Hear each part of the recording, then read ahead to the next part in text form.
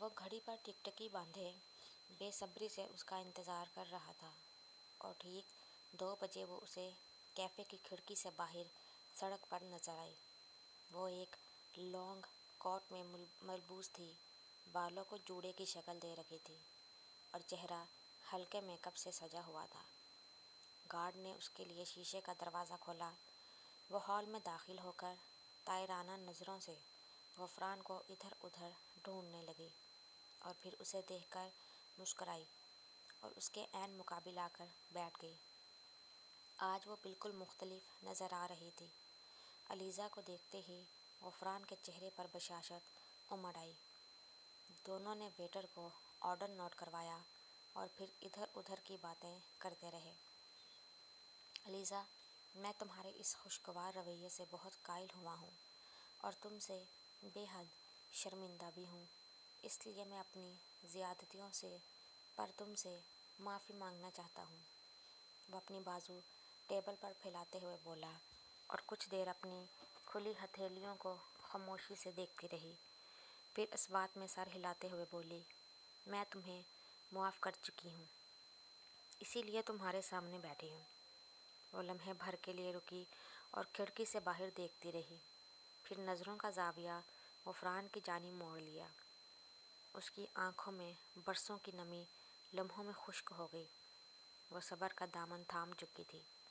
اس لمحے غفران نے خود سے وعدہ کیا کہ وہ اب کبھی اس کی آنکھوں میں آنسو نہیں آنے دے گا۔ ویٹر سینڈوچ اور مشروم سوپ ٹیبل پر سجا کر چلا گیا۔ ان کی ٹیبل ہال کے ایک پرسکون گوشے میں تھی۔ دونوں کے درمیان خاموشی کا ایک مختصر سا وقفہ آیا۔ کیفے سے نکلتے وقت علیزہ نے آہستگی سے غفران کا بازو تھام لیا۔ اس لمحے غفران کے دل سے تمام خدشات ختم ہو گئے تھے۔ غفران نے اسے گھر چھوڑنے کی ریکویسٹ کی، جس پر وہ بنا کسی بحث کے اس کی گاڑی میں بیٹھ گئی۔ وہ علیزہ سے ان کے مستقبل کے حوالے سے بات کرنا چاہتا تھا، مگر بہرحال اس کے لیے یہی کافی تھا کہ وہ پرانی تلخیوں کو بھلا چکی تھی۔ اب غفران کے لیے تمام فیصلے بہت آسان ہو گئے تھے۔ دوسری جانب ثنا غفران کے اندر آتی اس نئی تبدیلی کو بھانپ گئی تھی، اور پھر وہ پہاڑ ٹوٹا جس کی اسے امید نہیں تھی۔ چاہے ثنا کتنی ہی بولڈ اور لاپرواہ تھی، مگر تھی تو ایک عورت ہی۔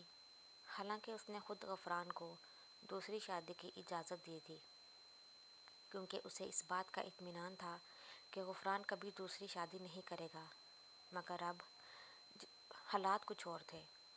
اس نے یہ شرط رکھ دی تھی کہ اگر وہ دوسری شادی کرنا چاہتا ہے تو پہلے اس کو طلاق دے، اور ثنا کو طلاق دینے کا مطلب اس عیش و عشرت کی زندگی کو چھوڑنا تھا۔